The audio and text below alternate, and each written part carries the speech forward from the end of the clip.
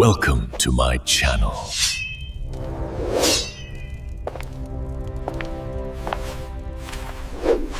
I thought he was a fraud, a thief, but then he did something even the magic tower couldn't.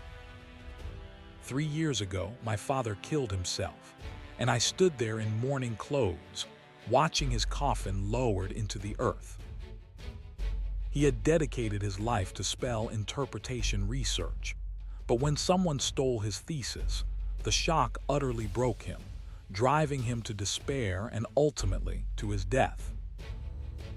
The thief, the one who took everything, was lauded by everyone as the genius spell interpreter. And that despicable person was none other than Deculein. After my father's death, I lost everything. My home, my family's territory, our entire noble standing vanished. I became an orphan, abandoned and alone in a ruined house. In that dark time, a single thought consumed me, hardening my resolve. I made a solemn pledge. I would have my revenge on that trashy bastard. With immense effort, I managed to gain admission to the Imperial University, where Deculein now taught as a professor. The other students might be fooled, but I know the truth. His spell interpretation skill is a fraud, built entirely on my father's stolen work, and with it, he ruined my family. How can he stand there, so arrogant and untouchable after what he's done? The oppressive weight of that memory began to recede, and the darkness lifted. That position, that recognition should have been my father's. I want nothing more than to expose his lie and end him right now. Her eyes burned with a cold blue fire, the magic within her crackling with unrestrained rage. But I have to hold back. To truly bring him down, I need to be more prepared. As if sensing a shift in the air, I cleared my throat and began the lecture. I started by explaining the fundamental truth. Magic is controlled by those who master the elements. These elements are the very materials that form objects, and their applications are vast, from summoning and spirits to destruction and support. Further types include enchantment, manipulation, ductility, and bewitchment. And finally, harmony, the most elusive of all. This was going far more smoothly than I had anticipated. It was my very first lecture, and I was entirely unfamiliar with the actual theory of magic, yet even as I merely read from the script, it felt different. Somehow, I was able to grasp every single concept perfectly. Deculein's overpowering grace had every student fixated on me, and his elitism trait made their unwavering attention feel less like a burden and more like a natural part of the lecture.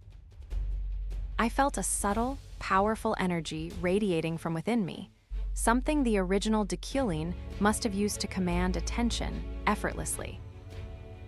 It was almost as if the inherent traits of this body were working together to make me a surprisingly effective teacher, despite my complete lack of actual magic knowledge. I explained how mages typically store mana in their heads, knights in their hearts, and how the inner core was a universal place for mana storage, illustrating each point with images of glowing figures. A bright, golden light pulsed from the torso of one figure, demonstrating the inner core's function with clarity. This commanding presence, this natural dominance, was exactly what I designed Deculein to be as a character. But the truth was, despite the show, Deculein didn't possess any extraordinary talent in magic himself. My current mana capacity was a mere 3,375, a far cry from the 30,000 mana of some of the games named mages. I paused, looking down at the script, finding the final sentence oddly worded, almost like a strange, unnecessary addition. The last part of the script felt out of place, a cryptic phrase that made me hesitate. Should I really read this aloud? I decided against it, knowing the original Deculein wouldn't have bothered with something so peculiar. Are there any questions? A few students in the front rows shifted, but for the most part, the room remained quiet. Thankfully, there were none. Last night, a mysterious spell was discovered in the dormitories, assumed to be an act of the devil. But then, a familiar face presented him with an impossible challenge. But what does Professor Deculein, the genius spell interpreter, have to say about it? Her question hung in the air, a direct challenge to my authority. Young lady, you are interrupting my lecture and disregarding proper academic etiquette. The young woman's face twisted in a mixture of shock and anger, but I couldn't concern myself with that. I'm sorry, but I have no choice right now. My comprehension trait consumed an enormous amount of mana, and I was already running dangerously low. I'd used 1,300 mana just to understand the lecture script itself, so I had no idea how much more it would take to interpret an unknown spell. Laughter and whispers rippled through the audience as the young woman sat down, visibly humiliated. It seemed she'd wanted to make a grand statement, but it had backfired spectacularly. But before I could even dismiss the class, a new voice cut through the air, sharp and demanding, shouting for me to wait. It was Yulie, my half-sister, now stepping forward, explaining that the magic tower itself had refused to analyze this strange spell, deeming it a mere rumor, but that she believed I could interpret it. With a dramatic flourish, she conjured a swirling, verdant energy, clearly a spell, right there in the lecture hall. The green magic pulsed, growing larger and more intricate as it formed in front of the entire class. Yulie then held up a glowing piece of paper, clearly inscribed with the spell, and challenged me directly. I request that you interpret this spell. I knew what I had to do, even as I felt a significant portion of my mana drain away, leaving me with only 360 out of 3,375. But the interpretation came to me, clear as day. It was a bewitching magic. Not a simple charm, but a sophisticated spell designed to subtly enhance freshmen' research skills, to give them an edge. My interpretation finished, I looked to the side, feeling the relief and the sudden exhaustion as I recognized the trap for what it was. The young woman who had challenged me earlier looked up, her expression a mix of awe and suspicion, while Yulie simply watched, the gears visibly turning in her mind. Just then, a system notification popped up, confirming my side quest was complete and awarding me 0.5 store currency. After the lecture, students gathered in hushed groups, the buzz of conversation filling the Imperial University building, clearly talking about the day's events. The young woman, the one I'd humiliated, sat there, spooning food into her mouth, a picture of misery. I was going to expose his spell interpretation skill as a lie, with an unknown spell. But instead, he got flustered and made me out to be an idiot, with no manners, because I didn't say my name. Well, it seems like he was flustered, so he said it was basically a bewitchment spell. Bewitching magic is incredibly difficult, and most spells require parameters, but he called it bewitching magic without any. I just brought the unknown spell that was drawn on the dormitory's front door last night, and while it was chaotic at first, its purpose was to increase the freshmen's research skills. Another student, a cheerful-looking girl, ran over and clapped me on the back, asking, "Who's the idiot now?" About the magic spell on the dorm's front door yesterday, she exclaimed. I just stared at her, still lost in my own thoughts. "But you're really brave," she laughed, though I was still reeling. There weren't any parameters, but how did he know it was a bewitchment? There's no way. She continued to smile, waving at me as I sat there, trying to process it all. The young woman who had confronted me earlier clenched her fists, internally seething that I had merely gotten lucky and only boosted Deculein's reputation for nothing. But Yulie, my half-sister, looked down at the spell I had just interpreted, a flicker of something new in her eyes. She seemed to be considering the lecture I was teaching, recalling the old saying about knowing your enemy to win your battles. Her hands tightened around the paper, a resolve hardening within her that she would not waver, not when she'd be seeing my face from now on. She glared, a burning intensity in her eyes, silently promising that she would expose me soon enough. The scene faded into the familiar purple glow of the game's loading screen. Then, the title of the game appeared, a stark reminder of the world I now inhabited. A system message flashed, informing me the Imperial University lecture quest was completed, and I'd gained a paltry 0.5 store currency as I walked down the grand hallway. I thought about how truly close that had been to a complete disaster. The moment I'd looked at Yuriel's spell earlier, a complex green pattern had shimmered in my mind.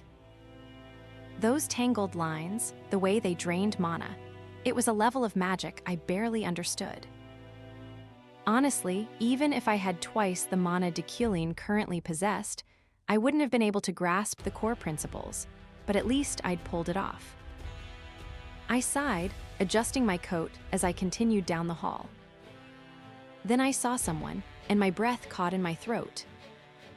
Standing there, armored and resolute, was Yulie. Her stark white hair and bright eyes were unmistakable. I'd seen her countless times through my monitor when I was still just a developer. How have you been, Yulie von de Epherene? She was Deculein's fiancée, a named character destined to become the pinnacle of knighthood, but I certainly hadn't expected to run into my ex-girlfriend here. Fine, let's say. What about the promise you made a week ago? A promise? I had no idea what she was talking about, but I tried to keep my face as neutral as Deculein's usually was. My first instinct was to just avoid the whole thing, to sidestep the confrontation entirely. But Yulie was standing directly in my path, her eyes fixed on me, demanding an answer. She wasn't going to let me just walk away. Do you remember what promise we made? Her words cut through me, reminding me of a scene from the game, a flashback to a time before Deculein's true nature was revealed. If you are truthful to yourself and confess your pretenses and arrogance to everyone, then I will be with you. Looks like I was wrong to trust you. You may go. That was the original Deculein's response, not mine, but the memory of it still stung.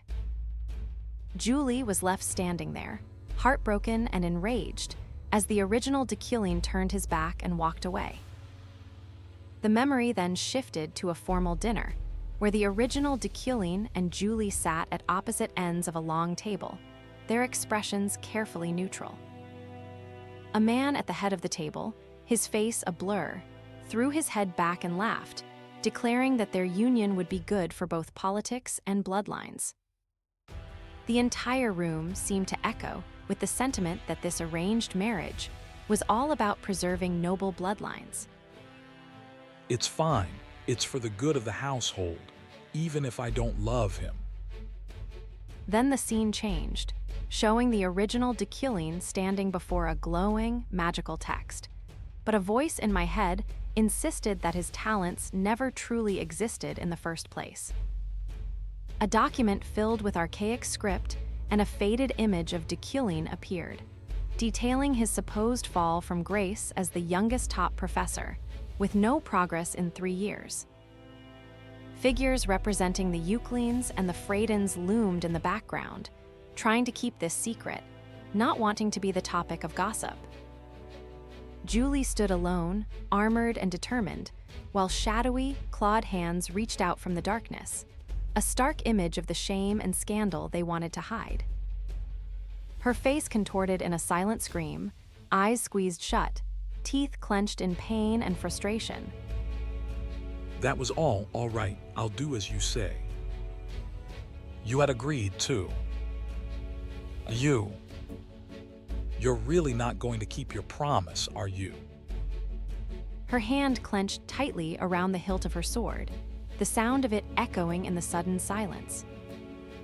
Then, as if a spell had been broken, the memory dissolved, and the words of the game's title filled my vision. I found myself walking the grounds of the Imperial University, a place I knew intimately from countless hours of game development. Every department, from the medical school to the magic towers, was a testament to the world my team and I had built. I looked up at the pristine blue sky, a strange sense of familiarity and detachment washing over me. The sprawling campus, with its manicured lawns and grand architecture, felt both real and like a meticulously crafted illusion. It was all so beautifully rendered, so well cared for, that it almost brought a pang of nostalgia. But what if his only way out was straight through her? I remembered the late nights at REW. My team and I hunched over screens, pouring our lives into creating this very atmosphere. Now it was strange to be here, in Deculein's body, experiencing it as a character, not a creator. My thoughts were interrupted as a blur of motion caught my eye. Someone was running right towards me. Before I could react, a young man slammed into me, sending a box of papers flying, his face contorted in a shout of surprise. The young man landed hard on the ground, his eyes squeezed shut as papers scattered all around him. I recognized him then. It was the student who'd asked me about the ice flower spell during my lecture. He looked up at me, eyes wide with alarm, a bead of sweat tracing its way down his temple. I simply stood there, a little surprised, but mostly unfazed by the sudden collision. Later, in Deculein's office, the same student stood before me, explaining he'd rushed over with a list of sponsorships for new mages. I took the papers from him, absently considering the stack in my hand. As I looked at the first document, a shimmer of gold caught my eye, a faint glow emanating from the paper itself. It was a sponsorship application, and the name, Shining Gold, pulsed with a curious energy, revealing a mana value of 30,000 out of 500,000. This was the wealthy magnate attribute manifesting, coupled with my sharp eyesight trait, letting me see the potential in things. It meant Shining Gold was a promising investment, someone who could bring in significant wealth. I flipped through the other applications, seeing similar glows on some of them. But one in particular, with a picture of a woman with striking white hair, shone the brightest of all, her mana value starting at 0. This was Epherene Luna. She was a main character in the game, and the developers had given her a clear motivation. Deculein had been responsible for her father's death. The ominous darkness on the page seemed to swirl around her, a visual cue to the gravity of her hatred. Yet the mana value on her application was still 0. Deculein's assistant, who was still standing nearby, looked a little confused, as if he couldn't quite grasp why I was interested in this particular application. I glanced at him, then back at the application, a cold realization settling in. The reason for her 0 mana value was obvious. Everyone was wary of what the original owner of this body, Deculein, might do if they sponsored her. Despite that, she was talented enough to have gained entrance to the Magic Tower without even having gone to the academy. But my focus was elsewhere. Luna was Deculein's enemy, and that meant she was my enemy too, at least for now. If I let things play out according to the game's original script, the nullification of engagement quest would activate. Its condition was clear. I had to be murdered by Luna, which meant I would meet the same ending as the villain Deculein.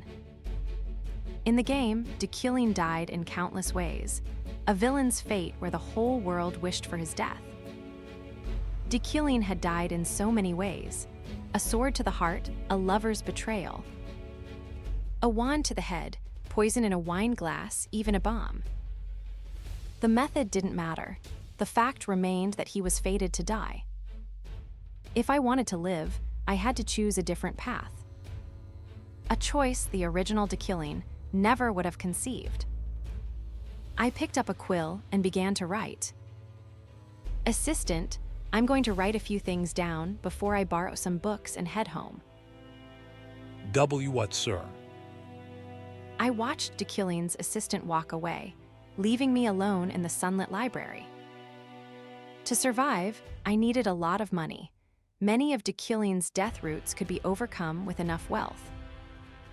Investing in a mage was one way to get that money, but it wouldn't be enough.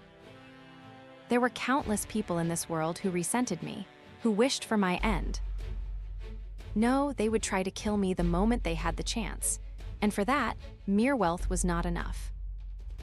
I could feel the magic stirring within me, a deep, dark power that was Deculein's, but now mine to command. What I truly needed was strength, enough to crush anyone who dared to stand in my way. This was my new reality, and I would master it. That was the chapter. Subscribe to see how the villain survives.